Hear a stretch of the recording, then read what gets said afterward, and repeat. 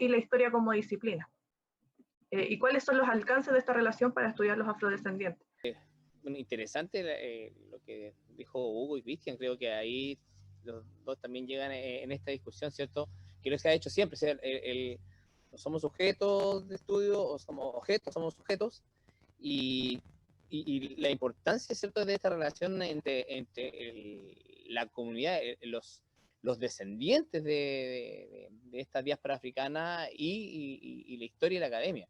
La experiencia de nosotros fue interesante porque nosotros cuando empezamos a reconstruir la memoria oral de los abuelos, nos empezamos a darnos cuenta que cuando encontrabas los archivos empezamos a relacionar y a encontrar a nuestros tatarabuelos, a nuestros bisabuelos, tatarabuelos que estaban ahí en estos documentos. Y creo que sin la presencia de sus descendientes, las investigaciones hoy día, más allá de esta discusión de que es que yo soy historiador y yo soy antropólogo y el antropólogo, esto es pega al antropólogo, bien, se entiende, ¿cierto? Pero que creo que hoy día el historiador tiene que ser flexible a esta discusión donde, como lo que estaba haciendo la experiencia en la Universidad de Tarapacá con el doctor Alberto Díaz, donde ha estado trabajando de la mano en conjunto con las comunidades afro acá en Arica, porque se necesita, y como decía Hugo, Hugo hablaba de que sí, estos descendientes hoy día fenotípicamente no lo vas a ver. O sea, fenotípicamente no lo vas a ver, no lo vas a ver, pero culturalmente lo vas a encontrar fácilmente. Lo vas a encontrar en Andacollo, cuando van a Andacollo, lo vas a encontrar cuando van a generar expresiones culturales que los une y que de alguna forma dicen, sí, yo tengo pelo crespo. Nosotros tenemos en Arica y en Azapa una migración de afrodescendientes de la cuarta región importantes. Y llegan en la década de los 80, acá al Valle de Azapa, y miren cómo llegan. Llegan porque vienen a enseñarnos, gente rural, a enseñarnos a colocar las parras, porque acá el tomate desde la década finales del 80 y 90 se le coloca estilo parrones, como de las uvas, ¿ya? El tomate hoy día se cosecha de esa forma. Y fue gracias a esa técnica, la traen de la cuarta región y de la quinta, entre la quinta y la cuarta región, vienen a enseñarnos cómo, a los agricultores, a cómo entrar. Y esta gente que viene son los barrazas, son los cisternas, que los documentos de mi compañero amigo Carlos Cisterna están ahí, los barrazas, los cisternas, y son gente fenotípicamente afro. Y le digo, pero tú soy afro. No, yo no soy corbacho, no soy de Azapa, me dice. Pero mi papá viene de la chimba y no vaya para adentro. La chimba, o sea, viene de la chimba, y la chimba es el lugar donde vivían los esclavos libres. Entonces, y ahí uno empieza a darse cuenta que cómo estos documentos, cómo esta relación es importante encontrarla con estos archivos, con estos documentos, porque también ellos se van a encontrar con parte de su historia, una historia que a lo mejor no la entendían y hoy día la pueden generar, es un complemento y armar el puzzle de la familia. Creo que ahí el rol de la academia es clave en acercarnos. Insisto, antiguamente se podía decir, como lo dijo una Patricia Arevalo, una historiadora, me dijo hace 10 años, ay, que Cristian, la historia es subjetiva y la historia está en los documentos y yo tengo que creer lo que sale en los documentos. Wow, sí, pero cuidado, los documentos han sido racistas, clasistas. Hay documentos que fueron escritos por blancos, por militares y por católicos. Y esa discusión es la que... hay un documento que sale en un archivo judicial que habla del barrio Lumbanga en principios del siglo XX y dice el archivo judicial, se llamó a la policía porque los negros hacían desorden, se llamó a la policía y lo llevaban detenido porque hacían fiesta, se llamó, entonces ahí uno dice, es que los negros eran desordenados, no, o sea, ahí es una como visión distinta de entender quiénes somos los negros, es lo que hoy día pasa con sus vecinos, que el caribeño, el colombiano y el haitiano hace mucho ruido y grita fuerte y hace música y el vecino le molesta, creo que en eso entonces, el racismo estructural, este racismo que se genera en los archivos judiciales, en un periodo de chilenización complejo que había que justificar que votara al peruano. Entonces, ¿cómo yo puedo decir, creer en el archivo judicial que el negro era malo, era desordenado y era bullicioso y que no tenía buen vivir, si estamos en un momento, analizar en un momento histórico, político, donde buscaban en la quinta pata al gato al negro afroperuano en ese entonces para expulsarlo antes que sea el plebiscito y que nunca se hizo. Entonces, eso creo que por ahí es el desafío de seguir encontrarnos con eso. Yo quería dar una respuesta a Cristian Peruzzi cuando habló de esa relación actual entre mapuche y afrodescendiente. Nosotros, hace como 5 años atrás, cuando se hace el Consejo, el Encuentro Nacional de la consulta previa para el nuevo Ministerio de las Culturas y las Artes en el Congreso de Valparaíso, bueno, en Valparaíso, ¿no? en el Ministerio de Cultura de Valparaíso, se reunieron, donde nosotros fuimos partícipes, fuimos invitados, los reconocieron como pueblo tribal para hacernos consulta previa en el marco del convenio 169 de la OIT. Fue el momento más difícil que yo he vivido y el racismo más fuerte que he vivido, porque separan los aymaras, separan los quechua, separan los diaguitas, separan los pascuenses y separan los mapuches urbanos. Ojo, los mapuches urbanos separan, ya que eran de Valparaíso y Santiago, y dicen, no seguimos mientras los afros están acá, porque los afros no deben estar acá. No tienen, y este documento está escrito, donde lo expulsan, los querían expulsar de ese congreso. Y donde ahí, cuando veo yo los abuelos mapuches, que eran todos de Temuco, abuelos sentados, que eran como las autoridades, me acerco y le digo, por favor, y le cuento esta historia. Digo, históricamente hemos estado relacionando entre negros e indígenas, digo yo. Y ellos se paran, y fue un momento importante, se paran y empiezan a gritar, a gritar fuerte. Y me abrazan y empiezan a gritar. Y ahí todos le hacen caso. Y gracias a los abuelos mapuches que venían de Temuco, no lo expulsaron y siguieron participando. Entonces ahí, esta relación ancestral, estos códigos ancestrales son los que hoy día nos han podido poder seguir generando, y no la discusión política, creo. Y insisto, en esta discusión política es el problema y que nos separa hoy día. Recién yo he estado, perdóname que he estado todo el rato hablando, pero estoy hablando con el asesor del senador Urresti, ahora con Bori, porque se aprobó los escaños para el pueblo indígena y los afros los dejaron afuera. Se aprobó hace 3 días atrás, 2 días, la participación de los escaños en el proceso constituyente y no los incluyeron. Entonces ahí estamos discutiendo y ahí, ¿quién es nuestro aliado? Y ahí estamos viendo eso. Creo que la pregunta que tú planteas es complejísima de abordar, ¿ya? Y tiene varias entradas, ¿cierto? La primera es decir, bueno, el estudio de la historia, o sea, cualquier persona puede estudiar cualquier tema de historia. A nadie le pueden decir, no, oye, esto forma parte de un grupo de personas iniciadas en lo que son las artes académicas y por lo tanto tú vas a quedar fuera del debate. No, eso no existe. O así como tampoco pueden llegar a decir, oye, tú en tu condición de Winca o en tu condición de afro no puedes llegar y hablar de lo que ocurre en el interior de las comunidades de la sociedad mapuche, ¿ya? Argumentos que uno escucha permanentemente, ¿cierto? Entonces, ¿cierto? Está esa como perspectiva de base, ¿cierto? Ahora, el tema cuando, y entiendo el corazón de lo que tú preguntas cuando dices, bueno, ¿qué pasa cuando son activistas, ¿cierto? Las personas que se dedican a investigar historia. Yo creo, honestamente, considero que mientras más se conozca, mientras más se divulgue y mientras más comunicación exista entre lo académico y entre la población civil, está bien, ¿cierto? Y considero que en este tiempo, digamos, en el siglo XXI, y con mayor fuerza, ¿cierto? En los últimos años, la demanda por el conocimiento, o quizás, bueno, asociado un poco también al fenómeno literario de Baradit, ¿cierto?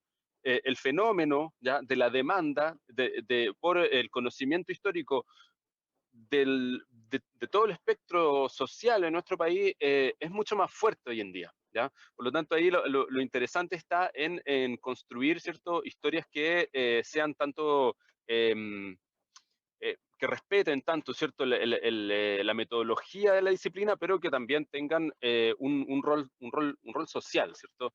Ahora, yo estoy completamente de acuerdo con el profesor Hugo Contreras que los historiadores no trabajamos para entregar materiales o entregar insumos para las distintas luchas. Nosotros intentamos, ¿cierto?, proponer perspectivas, ¿cierto?, o entregar elementos con los que uno se va topando, con los que uno se va encontrando, ¿cierto?, para que se conozca mejor cómo los problemas que tenemos en la actualidad, ¿cierto?, uno los puede comprender haciendo una exploración, una pregunta al pasado, ¿ya? Y considero que, insisto, hoy en día hay más demanda, ¿cierto?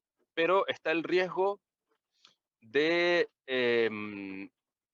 la multiculturalidad, ¿cierto? Y la imposición, ¿cierto? Forzosa de definirse en una identidad en nuestros tiempos, ¿ya? Cuestión que antiguamente no era así, ¿cierto? Qué sé yo, es cosa de ver cómo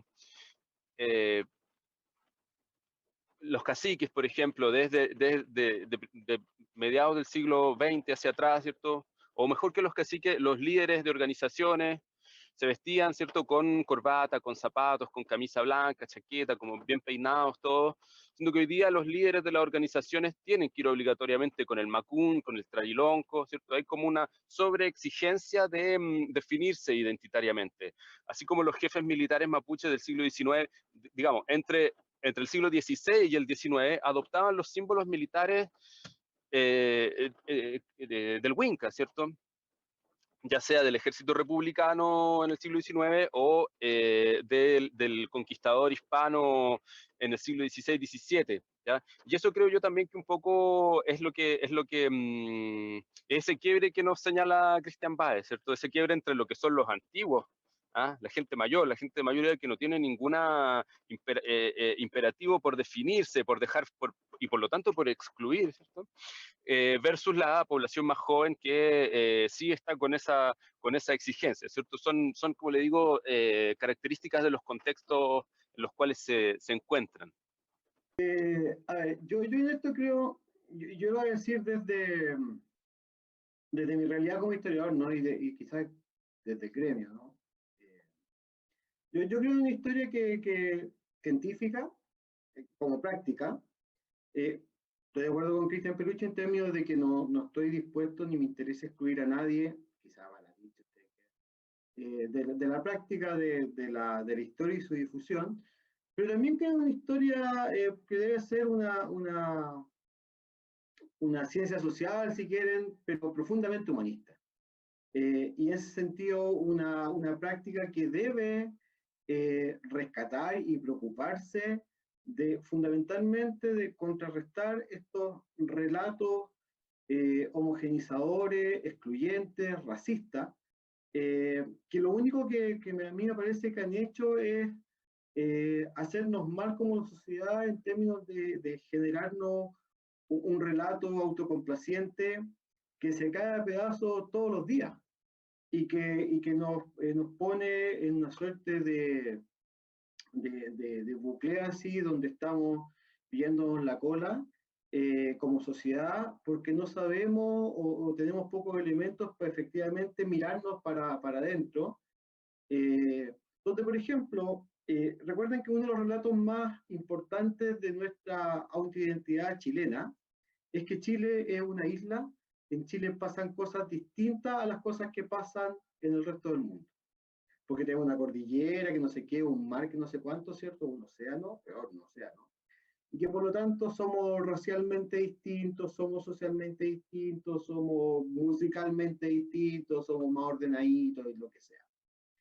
Y eso es la falsedad más absoluta,